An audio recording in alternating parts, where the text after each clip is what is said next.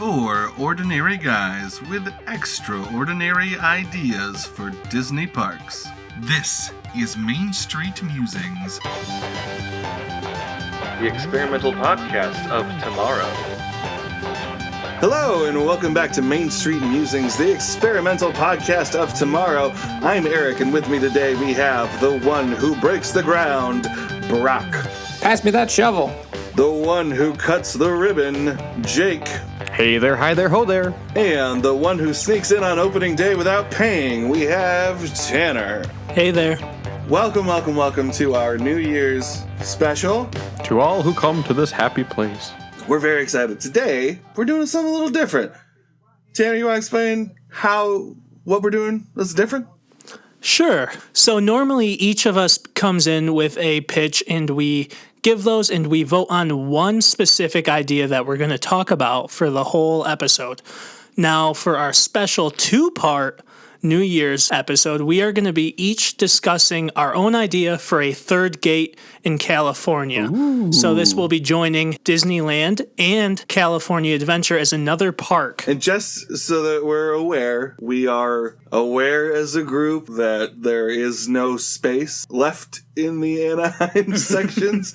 It is a marvel of architecture that they have the two parks in there to begin with. So this is all agnostic of the fact that we can't squeeze it in. To add to that, the Disney company has publicly stated they have no intention of building a third park there. And Anaheim has publicly stated that even if Disney did, they would do everything in their power to stop that from happening. Well, Anaheim's a shithole anyways. So while we admit that this will never happen, we thought it would be a fun idea to each come in with our own thought-out versions for a park. Now, the special thing is, after we each give these pitches during the episode, we are going to leave it up to our listeners to vote on their favorite, which we will come back and cover in depth at a later date. So none of that complaining that we didn't vote for the idea you wanted. This time it'll be in your hands. We'll get the idea you want and we'll be digging deep into it, because today, due to time, we will be touching on the highlights, developing the ideas a little bit more so you get a better idea of what you're voting for. And then we will pick one of those to dive deep on and explore every inch of every land that we have. Yeah, like Tanner says, it's a two-parter, so we're going to release these two pitches in one condensed episode and then two pitches in another, and then we'll put up that vote on the Twitter poll. So with the way things structured, we're not going to do a Q&A section. There will be questions being asked and answers being given, but that's all part of like the fleshing out process. Today, Brock is going to be starting us off and giving us his pitch for his third Anaheim gate. We're very excited. Why don't you take it away, Brock? All right, friends and neighbors. Oh, shit. Oh, damn it. Give me 1 second. Off to a great start, Brock. So we are taking a journey into the land of myths and legends.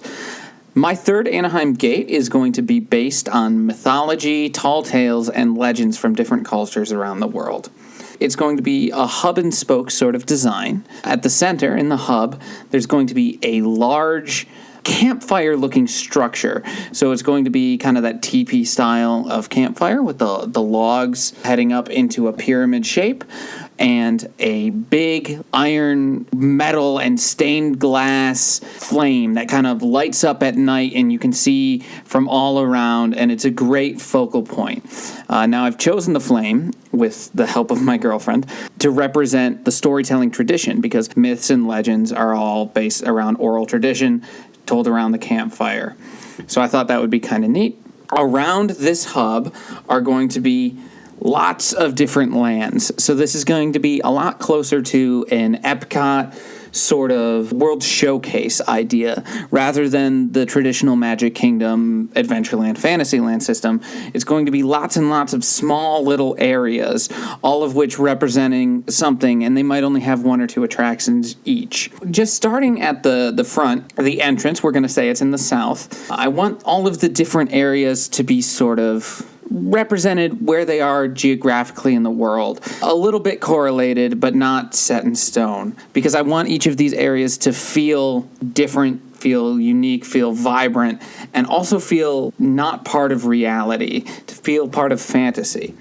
So starting at the south, where you would enter would be Africa. You know, it's the cradle of civilization. It's the start of storytelling. It's the start of the oral tradition. And this realm, this area, would kind of be the mascot of the entire park would be Anansi, the spider god and storytelling god from a lot of African tradition and storytelling. Question. Yes. Question. Can we make Anansi just be Mickey Mouse with 8 legs? Seconded. So you're killing two birds with one stone for the Disney company because A, you're completely destroying their mascot by making him something horrifying. I'm trying to make Anansi more Disney-esque. Yeah, and B, I think you're it works appropriating perfectly. African culture into the white American corporate conglomerate. I think I can pick. Come on, ANANSNI or something like that. Nancy. No, Come it is on.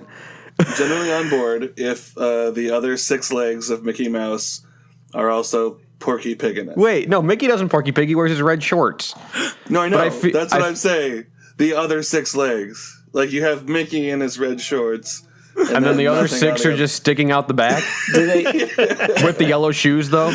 Yeah, yes, with the shoe. The shoes are an important touch. well, I would say that two of them have to have. Okay, so does he have? Are his arms included in this number 8? No. Or they're Just the separate. legs. So he's like Yeah. a centaur, but with Yeah, he's a mouse spider centaur. on the bottom, A mouse arachno centaur. and just like his back legs are just kind of bursting out the back of his pants. So it's Yeah. more like an apron. Yes. You know, Brock, I don't know. After your description of Anansi just now, I don't know if I like your idea for your park. I might have. I think I'm going to have to pass on it. Hey Jake, What a horrifying. I want to say this in the most magical Disney way I possibly can.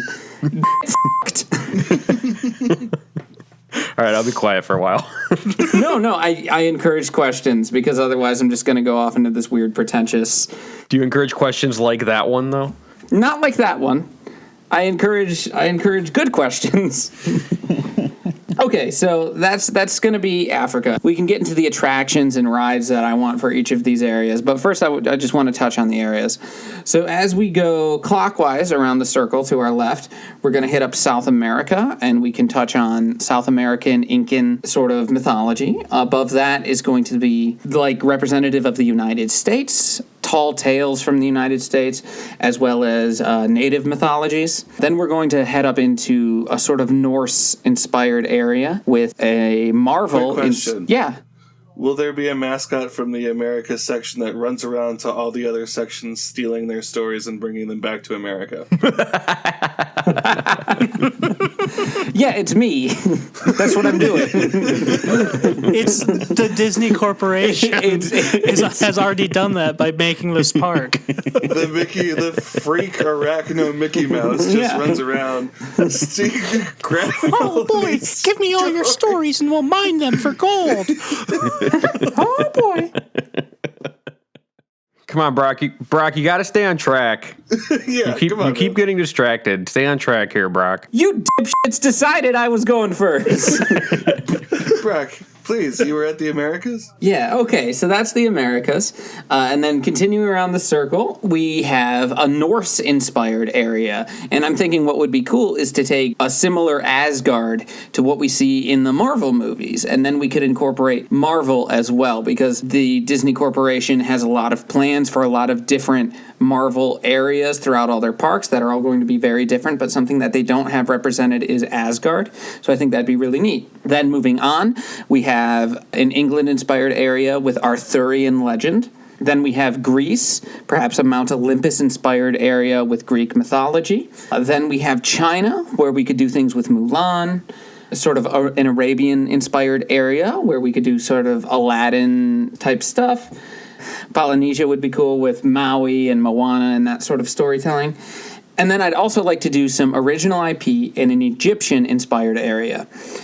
That's my take around the circle and also the hub in the center. Now, in each of those, I have different attractions and different ideas that we could incorporate, and I'd also love to hear a lot of your ideas. My question is, all these countries that you mentioned, are these lands? Or are they just attractions that are thrown into one overall park and you're not thinking lands? I would like them to be lands because So you for want like me, 11 lands? Yeah, kind of like a World Showcase inspired thing. So about the same size and shape as not shape, but about the same size as the different countries in World Showcase. Okay, I just wanted to clarify that. It's a small area. It's not something you're going to get lost in. It's not an Adventureland style thing. It's just going to be that small area represented by the exterior, the outside, and all of the architecture and aesthetic. Speaking of the aesthetic, I thought what would be really cool is since this is myths and legends and stories, rather than being representative of real architecture, things that you find in reality, I would love for the aesthetic of this park to look like it's been taken out of storybooks or cave paintings or scrolls or what have you, hieroglyphics. I want everything to look like the art of that time, of that place. So I want the African art to look like that African style painting. So the trees look like they were ripped out of a painting. So in China, everything looks like it was taken out of their artwork. So everything looks a little not real. Everything looks like the ideal, the story version. Yeah, fantastical. But it all looks true to that culture's oral tradition and storytelling tradition. Okay, yeah. So that makes the assumption that we are jumping into whatever time frame, I guess, is one would widely consider to be like the height of their oral tradition, right? Because you have cultures in the Far East that have been relatively untouched by Western influence for thousands and thousands of years, and those cultures and aesthetics kind of morph over time, right? But like all of this to say, I think we're at an understanding that we pick the iconography that is most recognizable from at least our perspective of what that would be. Yeah, and we'll get more into this when we talk about the attractions, but the attractions are going to be of a specific time and place, and we can get into that more, you know? Gotcha. Okay. So if you guys don't have anything you'd like to start with, I'd like to start with the hub. Sure, yeah, let's do that. I am interested to see where this goes, because currently in my brain it's just like a circle with fire, and it's with like 11 different gates leading to different places. Yeah, well, so what I'm thinking is it's, you know, an island. We can do the Discovery Island, Animal Kingdom style thing. So I explained that very large structure. I want it to be so the large wooden, or not wooden, but what looks like the logs on the fire that shoot up into the sky. I want it to be so you can walk under that. So it's almost like an archway, a gateway that you can walk in and around. So this campfire you're thinking is like the size of like the Tree of Life. The Tree of Life or the ball Like at Epcot big. or the castle. Yeah, big. Okay. And so it's something that you can walk under and around. And I was thinking it would be neat to have hanging braziers coming down that would actually have fire in them, you know, because they can do that safely from a distance. But, you know, just walking around, and each of the braziers could sort of be representative of one of those art styles. Right. And then I was thinking the logs themselves could be kind of carved in relief, a little bit like the Tree of Life, but just with a bunch of different stories and tales and fairy tales and myths and legends. Just moments from those stories. What I wanted to pitch for that hub is there is a ride that I'd like to do inspired by the Great Movie Ride. Okay. So what this ride would be... The Great Book Ride? So what this ride would be is like you're traveling through the realm of stories or the realm of legend or whatever we'd like to call it. And there's perhaps a narration, there's some sort of guided thing. But then your ride gets hijacked by a trickster god. But inspired by the Great Movie Ride, this would change. Who it was would change every time you rode it. So, like, sometimes it might be Loki, it could be Anansi, it could be Maui, Brer Rabbit, whoever. I also thought it could be, like, Ares from Greek mythology, who's kind of obscure, but she's she's the goddess of chaos, and she threw an apple who's like, this is for the most beautiful, and it started the Trojan War. Yeah. So, like, a character like that I think could be fun. So then it's hijacked by them who wants to make the ride all about them. And I think, you know, that would be a cool ride. Yeah. Any thoughts? My one instant thing that jumps out is, like, when you reference the Greek goddess, I feel like we need to keep that within either park or Disney recognizable IP. Yeah, absolutely. That was an obscure one. I'll admit that. Yeah. We don't have to do that one. I was just trying to think of different trickster gods that would represent different parts of the park. The Greek one, you could always go down into like a Hercules style thing. You could use some of the characters from Hercules. So there's a few, like, given the heavy mythos inspired things, I feel like pulling a character from Mulan is probably good. Pulling a character from Hercules is probably good. I like, obviously, Loki is a very easy, I think, inclusion for that, particularly if we're starting to try and lean more into Marvel stuff moving forward. Well, I was thinking the ones we would definitely be able to do, I think, most easily, because they are literally trickster gods, would be Maui, Loki, and because I wanted to make Anansi a part of this park, also Anansi. Okay. So does it send the wrong message if the guide of the park is the one taking over the ride? I kind of want that to be part of it. He is the guide of this park because he's putting himself everywhere. He's kind of a mischievous character. I also don't want the person hijacking this ride to be malicious. I think it's driven more by ego. That's why I think it's okay to have Maui do it. That's why I think it's okay to have Anansi do it. Because I think it's a fun, like, hey, now this ride's about me, rather than, like, I'm stealing you and taking over, mwahaha. I think it's fine. Okay. I don't remember riding the Great Movie Ride. What is its deal? You're supposed to be sitting in theater seats, so there's like 40 people in each car, and it's this giant, slow-moving car. And you move from, it looks like you're in like a theater, and then a guide gets in the front who's driving. They have like a fake steering wheel, so it looks like they're driving.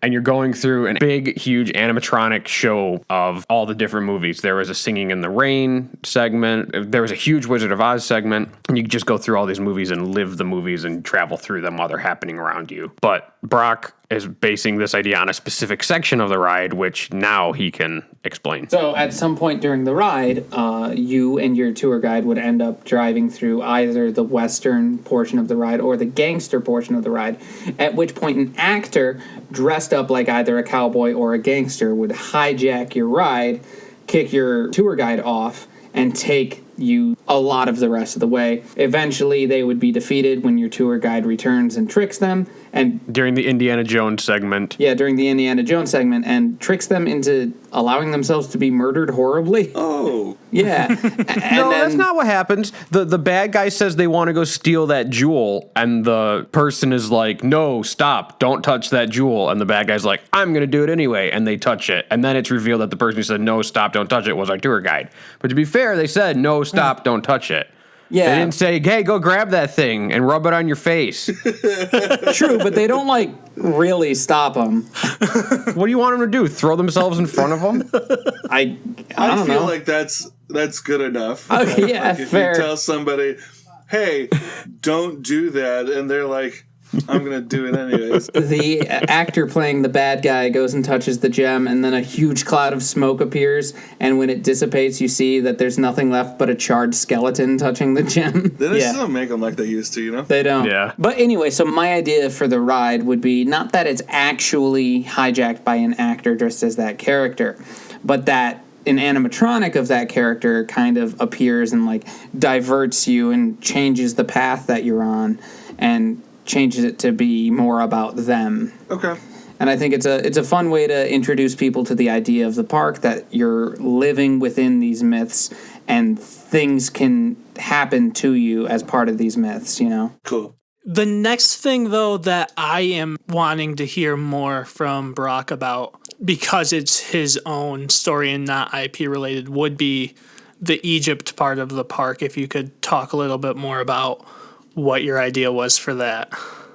I didn't have one. Oh, that was one where one I wanted to So you workshop needed with the you 11 guys. lands. So no, Egypt is one that I wanted to workshop with you guys eventually. But I think that having an original IP, having the Egyptian mythology to play with would be really cool. Yeah, I agree. There's a lot of interest with the Egyptian gods and everything. I'm not well-versed enough in said gods and mythology to start giving you great ideas offhand. No, agreed. So that would be something I'd like to, if this park is voted for, something we could come back to. My initial thoughts is something involving exploring a pyramid, but I don't know if that would be the best use. That could be like a whole Indiana Jones thing, right? Like, yeah. One of the things that I want to talk about real quick, just in general, is like this is a Disney park, right? Like there are Disney parks that sort of go light on the IP theme, though in recent years, even stuff like the Animal Kingdom, they're kind of like bringing back more into like, hey, also Disney IP everywhere kind of thing, right? Right. So I'm just want to make sure that like it's not just mythos of the world. No, in that we're grounded in. In fact, every area of this except for Egypt and Africa, which I wanted to do original IPs, but everywhere else is connected to an existing Disney IP. Okay. Cool. But, you know, it's like Magic Kingdom. Almost everything's an existing IP, but then you have Haunted Mansion, you have Pirates, you have... Right, no, absolutely. Country I'm not saying Bears. there's not room for, like, completely new stuff. I just, you know... Yeah, I'm all for Disney doing more non-IP stuff. Agreed. Like throwback to Agreed. Haunted Mansion. Yeah, I think like a pyramid tour would be kind of cool. And the pyramids, I'm definitely thinking, would kind of be an icon of this area of the park. Oh, Okay, 100%. cool, yeah. So that could be a very interesting ride, and maybe it involves solving a Sphinx's riddle, just as like Ooh, things that we want to come that'd be back cool. to. Yeah, because like I know that's not exactly like trickstery, but it is like a big thing. Yeah. Yeah, and then there's just cats everywhere. We can just do a Cats, like the Cats movie, but like... Yeah, that's the show. In Egypt, it's just cats. You just Except, like, projected on onto the side of the sides, pyramid. There's like a bunch of Egyptians like bowing to them as gods, right? Because- As CGI Just as Jason they do Derulo is cats. dancing. So, segue. I love segues. Are there any shows or non-ride attractions that you have planned for this? Okay, so I don't have those off the top of my head. What I do have is I have the IPs related to a lot of them. I only have 4 or 5 like rides where I know what I want the ride to be, and the rest are just here's an IP I'd like to work with in this area. Okay. So maybe give us the rundown of those connections and just like the brief overview of like the 5 that you have, and we can dive deeper based on that. Yeah, so what I think I'll do is I'll just go back around the circle. I'll tell you the IP that I want to do. If I have a ride idea, I'll bring that up then. Great idea, Brock. If that's what you were telling me to do. Exactly Okay. that. That was the exact thing I just said. Okay. Thank you. I thought it was a good idea too. I thought you were f***ing with me when you said it. I wish I was. So in Africa, I was thinking like the icon of the area could be a giant baobab tree, and inside it houses a boat ride through Anansi myths as he's telling stories about his mythology, which I think would be cool. In South America, I'd like that, looking like that large temple from Emperor's New Groove, and I think it'd be fun to have a ride that incorporated the characters from Emperor's New Groove. and Not that again, style. Brock. Don't do this to Eric. Don't you I'm dare bringing do it up this again. to Eric. He's storming off of set right now for listeners at home. He's shaking Eric threw his down fist headphones. angrily. Love you, Eric. But yeah, so use some of the characters of Emperor's New Groove, as well as some of the Incan mythology and characters and figures like Quetzalcoatl. I don't know how it's pronounced, but different Incan gods, and tell a story about the Incan gods, but through the lens of Emperor's New Groove. I think would be really fun. Then you get into sort of the North American area. And I'd like to do something based on their old Tall Tales cartoons. So Disney has old cartoons. They have Pecos Bill. Pecos Bill. They have a Paul Johnny Bunyan. Appleseed cartoon. They have a Paul Bunyan cartoon. And they have a John Henry. John Henry cartoon. And those are the 4 that I kind of wanted to touch on. Thank you, Jake. John Henry. John Henry. John I love those Henry was shorts. a powerful man. Yeah, no, they're great shorts. So I think that'd be really cool. Something with those characters, because I've always loved those tall tale characters. And I think modern day, like, figures like Paul Bunyan and John, like, those stories don't seem to be told anywhere anymore. And I've always thought those were really cool. Yeah, I agree. Going north of that, I'd like to do something with Brother Bear. And I know that's not a very popular movie, and it's not one of the best, but I think there's some really cool ideas in it. And that sort of northern North America native mythology is something really interesting that we could explore. Plus, then we can have Bob and Doug McKenzie voice the moose again. That's true. That is true. That's like the whole reason to do it right there. Bring Rick Just for Moranis that. back. Rick Moranis is an American hero and a Canadian hero. He's both somehow.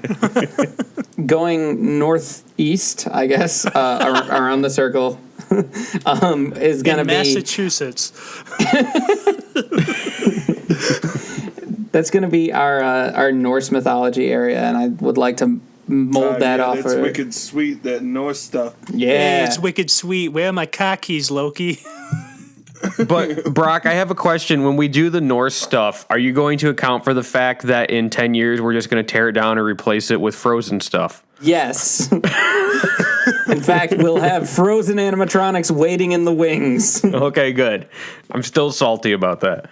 I was thinking we could mold it after Asgard from the Marvel Cinematic Universe, and because that's a fun blend The of place that got blown up by their sister. yeah. So we're living in a doomed. Is this pre or post Ragnarok? This is Like, pre-Ragnarok, Okay, but good. we're constantly living with the reminder that all these lovable characters that we meet along the way will die. Okay, so and in Asgard, I think what we could do is maybe a cool ride, maybe kind of a gamified Buzz Lightyear style ride. You know, I love those, where we're helping Thor defend Asgard from a frost giant invasion. I think would be cool. Or, you know, maybe we're helping evacuate if it's not one of those shooting rides. Listeners at home are going to start a drinking game where they take a drink every time Brock says a gamified Buzz Lightyear style ride. Oh, I have already been told that there is a drinking game in the works. Whenever we say gamified, whenever we say aesthetic is one that apparently we say a lot. I have already said that like 13 times this episode. Yeah, I know. There was a third one, too, I was told about, but I already forgot what it was. I'm sure it'll come up again. Building theme parks is sort of like a very heavy aesthetics exercise. So I want to take this gamified Buzz Lightyear ride and aesthetically match it to the Asgard idea.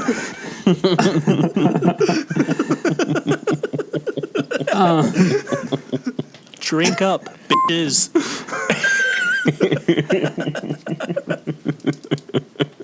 That one sentence is going to push me out of sobriety. Thank you, Brock. I do what I can to ruin my friends' lives. So after Norse, I thought we could move into England and Arthurian legend, and we could do some cool Sword in the Stone stuff. That's probably a episode we'll end up having sooner than later, so we could just take whatever ride we come up with then and put it in my park. In Greece, speaking of, next would be Greece, and I want to have Mount Olympus, and I was thinking this would be a perfect place for our Hercules ride. There we go, done and dusted. Yeah.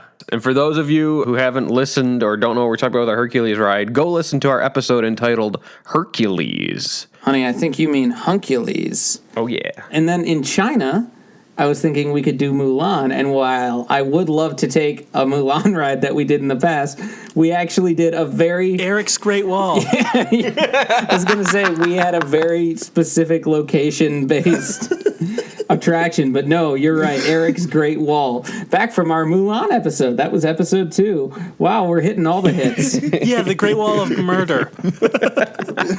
Yeah, the ride where Eric tried to murder all the drunk guests. Next would be the Polynesian area. And what I think would be cool about the Polynesian area is it would be a series of islands. I think that would make that area aesthetically really pop and stand out and feel more true to the reality. Yeah. And I was thinking it'd be cool to have a rapid ride where we're helping Maui and Moana fight Tamatoa again. Nice. That'd be really fun. Yeah, I'm all for more Tamatoa appearances. Following that, I've got an Arabian area. We could make it look like Agrabah, and then I was thinking what would be fun would be an Aladdin, like, flying carpet roller coaster.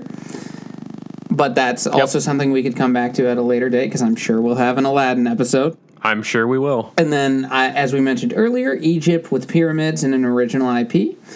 And that rounds out the lands. Nice. Obviously, we would have space in between them in case we wanted to add more in the future, which I'm sure we would. But that is going to be my park. Any questions? Nicely done. I think that's a really good overview of your park. Brock, I got to say, I love your park. Me too. Yeah, I think it's really cool. I really would like to go to this park. Well, thank you very much, Brock. That was an excellent pitch. Nice way to start us all off with this New Year's episode. Why, thank you. Very, very excited about that. I forget, do you have a tentative title? No, I don't. And that was... I think that's okay. Right now, it's the Land of Myths and Legends, but that could be shortened. That could be made spiffier. So, let's keep it in the family, and let's move on to Jake, who will be capping off part 1 of our 2-part episode. Jake, what do you got for us? Brock did a really good job, and I am glad that the bar was set that high right before I get to go. Super excited about that. I have not put nearly as much thought into my park as Brock did. Just focus on the part when he didn't plan Egypt, Jake. That'll make you feel better. Okay. Or the creepy Mickey Mouse spider monster that was completely his bizarre idea. Yeah, what the hell was that? I was like, I'll just put a couple things that we can work on together as a group, and they'll love that. Brock, stop talking. It's not your turn anymore. Let somebody else have a chance. Yeah, believe me, the listeners have heard enough from you this week. Okay, that's fair. That's not wrong.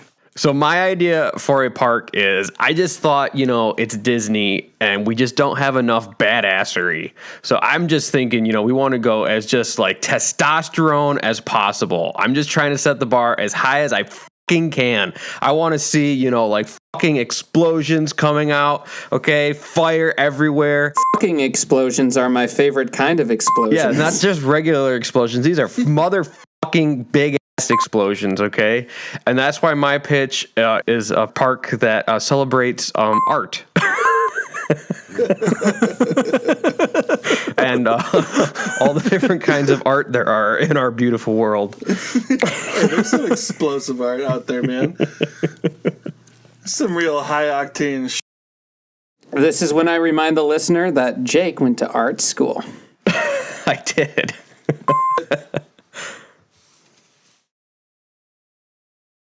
Yeah.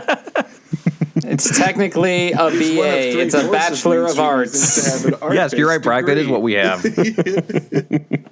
This is an untitled park. I feel like Art Park is not a great name. I would like to come up with something better, but I have not yet. So the way this park would work, I'm thinking there would be 4 main sections of the park. One would be a literature section, so the art of literature, your stories, your poetry, that kind of thing. Another section would be the visual arts, so painting, drawing, sculpture. The third section would be performing arts, so theater, dance. I figured you guys could help me out with that section. Yeah, Eric and I got you.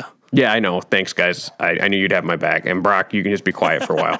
And then the 4th section, last but certainly not least, is music. So song, orchestral, etc.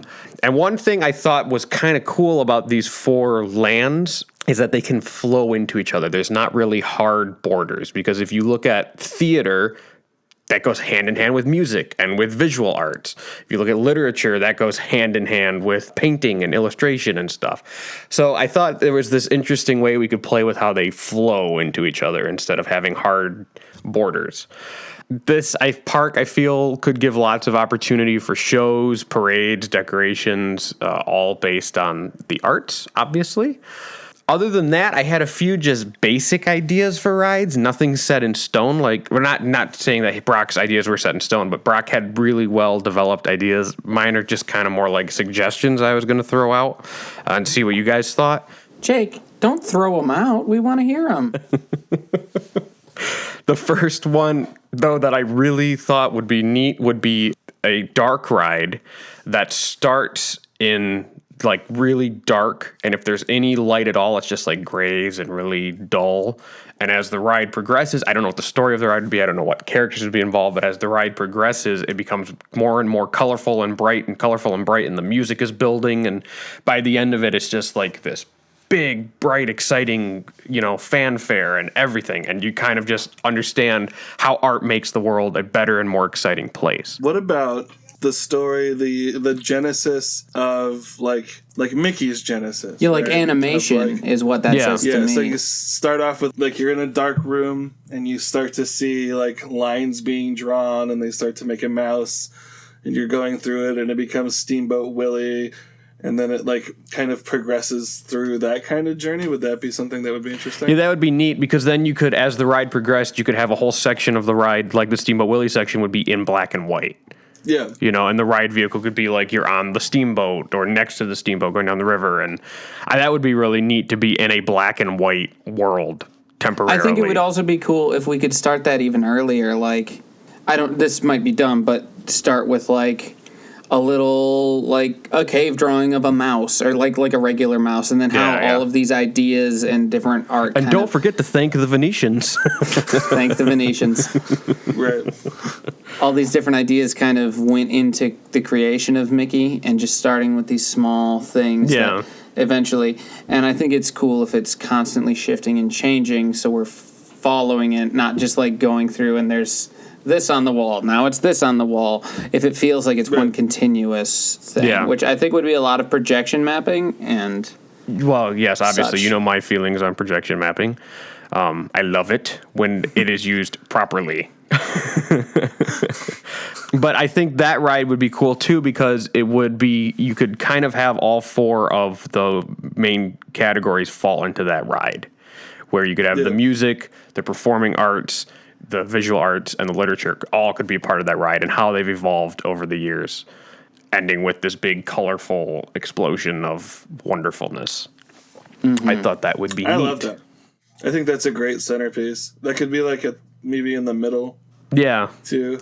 Yeah, I don't know. I like having a middle. I like having an icon in the middle of the park. I love that idea, but I didn't really have a great one in mind for this. Yeah, that one's tricky because art is, it's so subjective, so no one thing says art, because literally everything is art. But also, it's so intangible as well. Right. And, like, if you put, like, okay, people hear art, they think, okay, put a big painter's palette. Okay, but then that just limits us to painting, That's the difficulty I had with mine. I think you pulled it off well with the campfire, though. I think that was a good idea. So what is something that evokes the idea, like, that feels true to the spirit of it? A lot of student loan debt that you can't pay off. There we go. As a statue. I think while the visual metaphor may lend itself to painting, I think in a lot of different arts, when you're like starting with something, a lot of people refer to it as like a blank canvas. So something that's like a blank canvas that's constantly filling in with different things, musical notes, words on a page, performances, things like that. That's like a blank canvas that's constantly shifting between the mediums in which it's representing. Yeah. I think could be interesting. That could be neat. So is it like a tower? I was thinking it'd be like set up on, so like you have the four lands, right? And then like the middle of it is this very large structure, which is kind of set up like an easel. And each leg of the easel can kind of represent which land it's leading off into. So you have like a leg of the easel that's like a quarter note, or a leg of the easel that's sort of like a drama mask, or a bookmark, or a paintbrush. Mm-hmm. And then those are kind of directional indicators of where you would go. And that's like up over this crosswalk section that leads to things. And then they're all supporting this giant structure that's a blank canvas that's constantly rotating the things. And it could be even like a fully three-dimensional blank canvas on each side. I like the idea of having all the different things on there that are changing, but I'm almost wondering if instead of a blank canvas, what if it was something more abstract? Yeah. Like the first thing I thought of was the artist Alexander Calder, his sculptures. For any of our fans who are from the Grand Rapids area, everybody calls it the Calder statue, the big orange thing. That's in downtown Grand Rapids. But if you research some more of his work, another thing he was well known for doing was gigantic mobiles, which actually spin around and are abstract. I wonder if there's some way we could do like a giant abstract mobile that would be the overall cool. shape is abstract, but then it also has recognizable icons on it, like the theater masks for drama and comedy, or, like ballet shoes or the artist palette, stuff like that. I like that a lot. Yep. Because I like the blank canvas that'd be idea. cool. I'm just afraid that like the big white square That's my thing. from a distance would look weird. Up close it would be cool, but from a distance it might be odd. But I like the idea. It's just like a wall in the sky. Yeah. No, totally. I totally get that. That was part of my thinking of it's never actually blank. Yeah. Right, That- right. That's cool. What I think we could probably incorporate that into the mobile. Like do some Yeah, you sort could of have a white canvas. projected onto the different parts. What you could do is like, I'm sure Disney could find a way to do this, but if you could somehow attach a small projector onto the thing that is supporting each part of the mobile, it could project So as it goes onto by the that. base, it's projecting something onto the base. Oh, That that's would be interesting. cool. That would That's be really cool. That's actually different than what I was thinking, but So I like like as that a like lot. the music note went around, it would be projecting something onto the base as it went by, and like the theater masks would be projecting something as they went by. That way it's literally Yeah. changing with the weather, so it's constantly unpredictable, like art. Yeah. Yeah. That's cool. I like that. Yeah, I like that. I like that. Yeah, so that would I think be that's a cool. pretty neat center icon, I think. Sweet. So now that we have that piece of modern art decided, what about theme parks? I'm glad we spent so much time on that, guys. Good job. Guys, we should do art prize.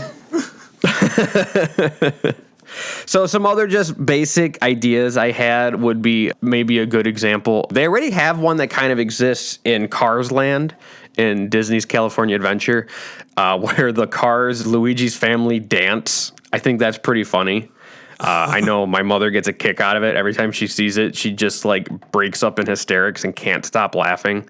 So are you saying some sort of ride that like incorporates dancing as a mechanic of the ride? So what I was leading into was, some sort of flat ride that kind of simulates or represents dance might be another interesting one. I love that. For our listeners that go way back, maybe a certain pitch of Jake's in the lightning round that he may have forgotten, where Gonzo was teaching some certain chickens how to dance as a flat ride. I had forgotten true. about that. I had completely forgotten about that. I don't even remember which episode that was in. Was that our first episode? I think episode 1 was Muppet Flat Ride. Okay. So that was the Yeah. lightning round of the first episode. It's like a I had steel forgotten trap about in that. here, guys. And then another ride, just a brief suggestion I had, was some way to have a roller coaster simulating music with like the highs and the lows. And obviously you would have the score incorporate into the motion of the roller coaster. But I thought if you could have it kind of really fit the music, that would be neat. That evokes to me the image of in Fantasia 2000, the segment based on Rhapsody in Blue, Gershwin. Oh, yeah. Where the lines starts are with being a single drawn line. to the music. To me, is something interesting where you could kind of do a roller coaster where you're hearing it, but it's almost the idea of composing the song as you're riding it. So Right. it starts with just a few plinks on the piano that represent little shakes that you're doing. Yes, that's exactly what I had envisioned. I want it to feel like you are the music and like the song is kind of like moving you literally, Yeah. And you can kind of feel the composer like finding their feet and understanding what the song is, and then it gets really wild and it Right. builds. Honestly, Rhapsody in Blue, you might just be able to use that. There's a great a piece of lot music. of things that you can just take from Fantasia for this park, because Fantasia is in some ways Disney's attempt to be like, this is our world in art form. right? Yeah. So I like when I hear this park, I think of this is a great place to put the Fantasmic show. Yeah, I think this Or would like definitely be a an better updated place version for of it. Phantasmic than where it currently is at.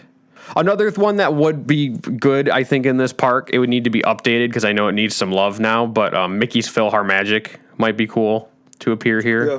I think when I see this music roller coaster, I just had this thing that popped into my head of like the ride vehicle being enclosed. Like you'd still be on a track, but like we wouldn't have to worry about decorating the track or anything.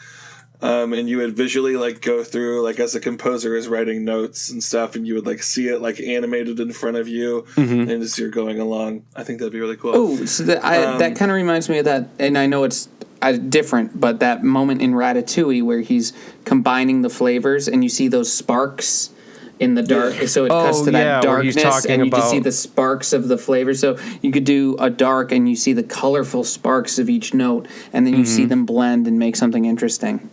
Yeah. I love combining the idea of like a dark ride feel with the roller coaster, and that would be cool. Yeah. So like enclosed and away from the elements and stuff like that. I also think this would be an interesting place for something I don't know if Disney's ever really done. In Southern California, they opened the Disney Music Hall in Los Angeles. Yep, which is a cool looking building. I love that building. It's gorgeous. I actually saw the producers there with Jason Alexander and God, I forget who played the other guy. But that's cool. It's an awesome building. I think this park could be an interesting place for Disney to incorporate something like that into their parks, right? Like absolutely. Yeah. They kind of have a full orchestral building and have like an in-park orchestra that plays like once a week or something like that, a couple times a week. They kind of have a performance venue in the America Pavilion in Epcot. It's weird. It's an outdoor weird little performance stage. But just a quick anecdote.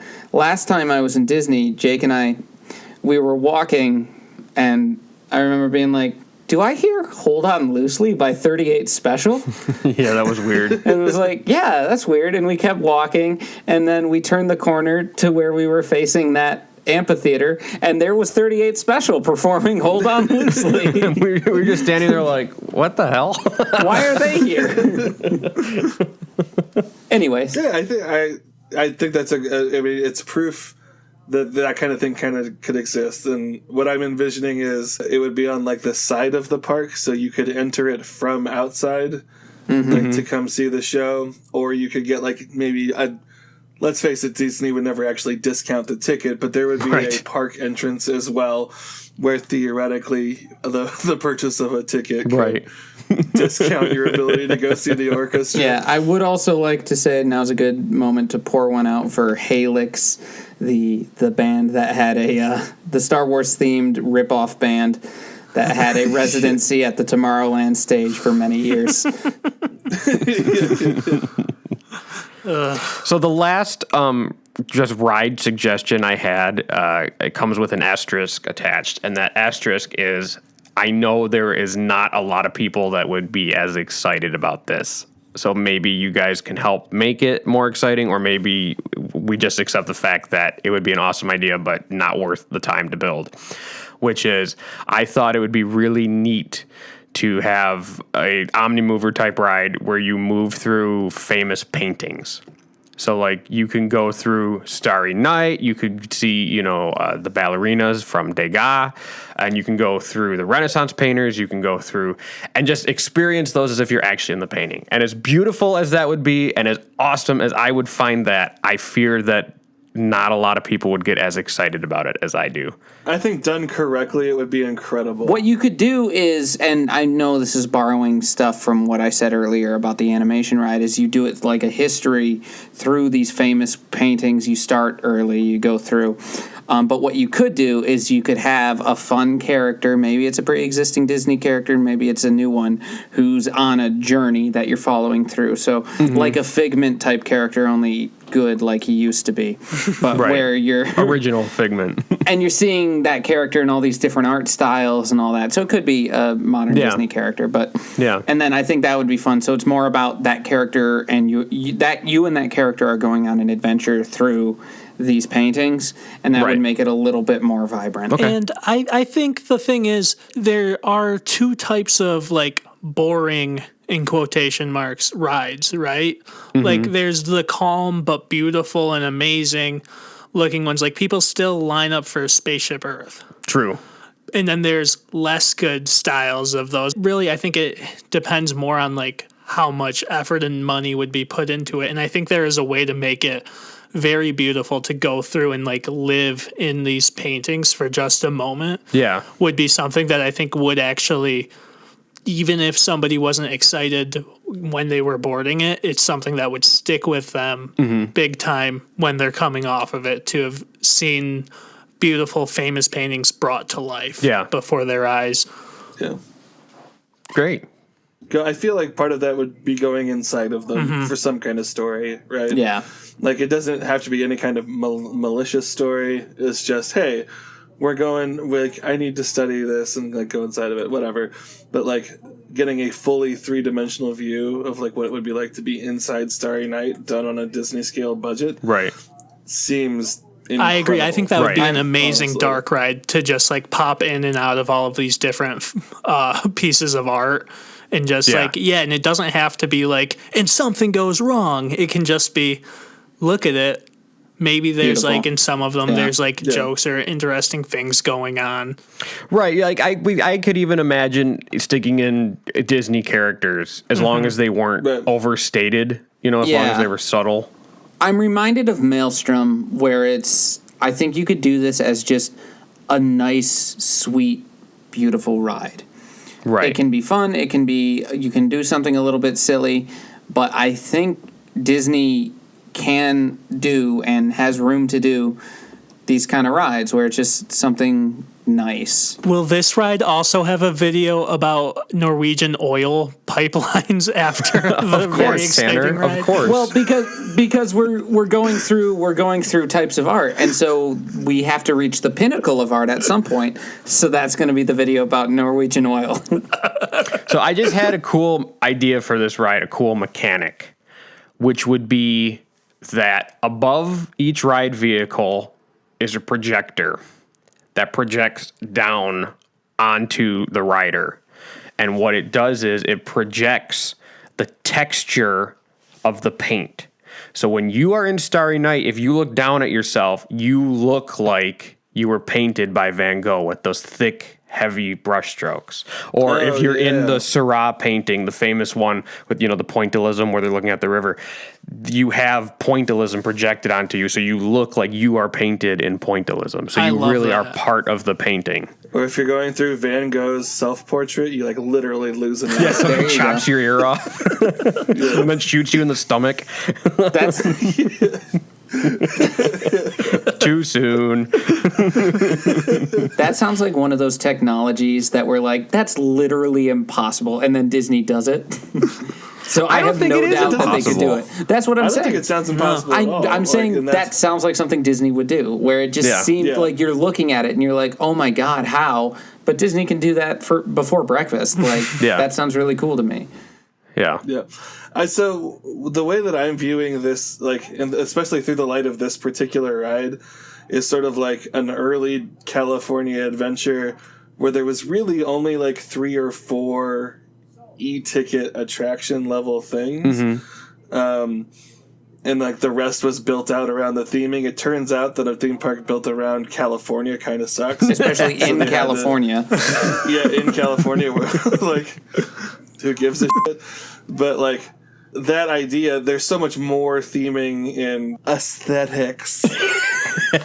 Gamified aesthetics? Gamified aesthetics that could be put into this. And I think, that's all you really need is, like, your music roller coaster, your paint ride, like 2 or 3 other, like, big-time attractions, and then a bunch of shows. Yeah. And streetmosphere and things that are just kind of indications of, like, art and things and you have, like, a really cool park. Yeah. I think one thing too that would really round it out is it doesn't have to be a land, but really focusing in on this idea of like the culinary arts, like in all of the restaurants. I think would be a really cool thing, like to have like information about like these recipes and about the backgrounds of these chefs and really like highlight the level of that. And obviously that'll make the park have to step up their food game a bit, but just like providing that as an idea.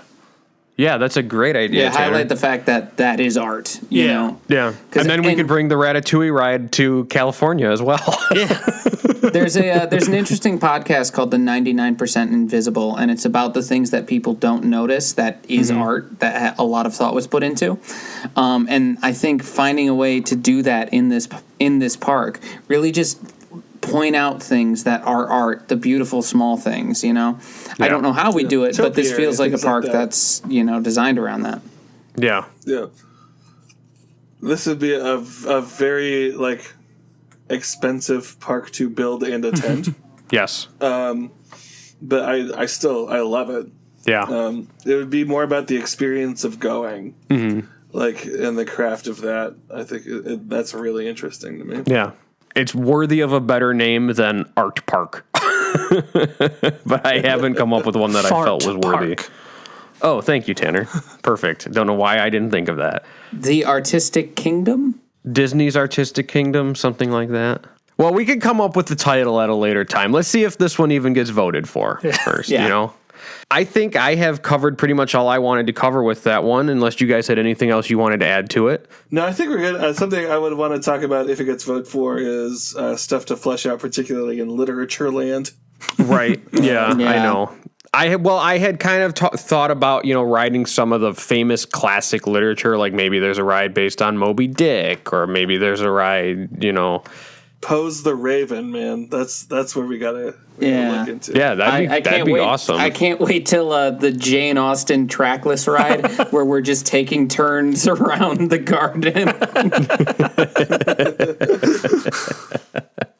Like I said, we'll flesh it out more if it gets voted for, but I think for now we've covered enough detail on this one. Yeah, we've given the listeners enough information on what they'll be hearing about for them to make a decision. Right, exactly.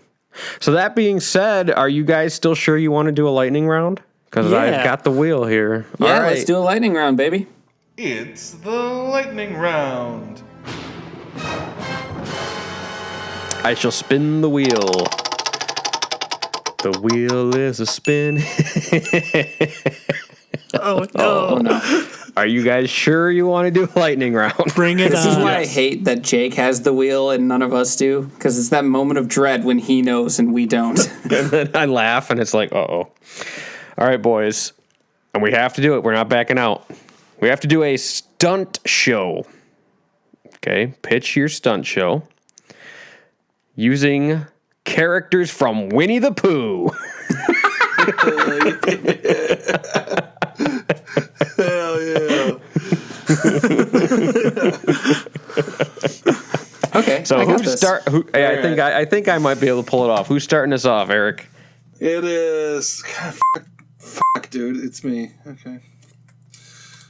All right. So, our friend Eeyore is having a really bad day and is depressed about everything. And our friend Tigger comes along and says, "Bro, let me show you some cool-ass tricks." And it's all about Tigger, this guy on a pogo stick, theoretically, jumping around doing mad, crazy pogo tricks all over the audience. And that's my... And, like, there's fire and explosions and stuff that he's jumping through, and that's my Winnie the Pooh. Just throw some fire in there. See, I'm annoyed because I had similar ideas, but good. Me too, because Eric took what I had a good idea for and was like, it's gonna be bad. Yeah. Why is that bad? Anyway, who's next, Eric? Jake. All right. So I was going to go with Tigger, but now in order to not go with Tigger, I am instead going to focus on Winnie the Pooh and the Blustery Day. And it's going to be focusing on the big windstorm that hit the 100-acre woods and how the characters are dealing with that. And that way we can have a lot of trapeze and acrobatic as they fly through the air and have to save each other from the horrible windstorm. But in a fun Disney way, not in a scary way. Because that's what we do here at Main Street Musings. That's my pitch. Nice. All right. Brock. All right, so it's going to be based on the Heffalumps and Woozles segment of Winnie the Pooh. Nice. So it takes place in a dream in a dream sequence sort of thing, where Winnie the Pooh is trying to escape from all the heffalumps and woozles, and it can play that great song, and the heffalumps and woozles are going to be bouncing everywhere. There's going to be performers doing amazing stunts, and Winnie the Pooh is trying to avoid them in a crazy psychotropic kind of display and stage. So I think that would be really cool. Nice. All right. Nobody else is yelling at other people about theirs being stupid. Isn't that funny how that works? Sincerely, Eric and Brock, fuck both of you from the bottom of my heart. And you, whatever witchcraft you're doing over there, Eric, with your pyramidal structure, you can let me start not going last now, dick. You're just mad because you aren't going first every time anymore. No, we keep saying I go first, but I haven't gone first in like 6 episodes. Let the record show. Stop stalling and get on with it. So my idea is going to be Piglet is going off on his own daring journey. So he's going to be journeying through the 100-acre woods by himself. And of course, he's going to find himself in all sorts of dangerous situations, navigating creepy creatures. And the big final moment will be Piglet gets stuck hanging off of a cliff on a river's edge. And all of the other friends in the 100-acre woods are going to have to use gymnastics to rescue him before he plummets and falls to his death.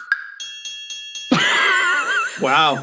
It started so strong, and then the ending was a little. No, they save him. Okay, good. That's good. Yeah, I said before this time.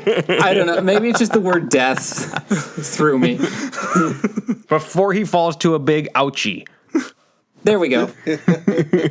I thought that was a good one, so fuck you guys. No, it is a good Considering one. I had I to thought it was good too. redo my pitch 3 Tanner, times. it is a good one. It's just the word It was death good. really threw me. Oh, go plan your Egypt ride, Brock, you dumb bitch.